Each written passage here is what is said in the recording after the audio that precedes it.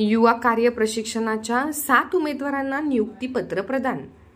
जिल्हाधिकाऱ्यांच्या हस्ते करण्यात आले नियुक्तीपत्राचे वाटप। मुख्यमंत्री युवा कार्य प्रशिक्षण योजनेत निवड करण्यात आलेल्या 7 उमेदवारांना जिल्हाधिकारी डॉक्टर किरण पाटील यांच्या हस्ते नियुक्तीपत्र प्रदान करण्यात आले। काल 14 ऑगस्टला मुख्यमंत्री युवा कार्य प्रशिक्षण योजनेअंतर्गत 7 विद्यार्थ्यांची data entry operator clerk trainee म्हणून निवड करण्यात आली। या निवड झालेल्या उमेदवारांना जिल्हाधिकारी डॉक्टर किरण पाटील यांच्या हस्ते नियुक्तीपत्र देण्यात आली।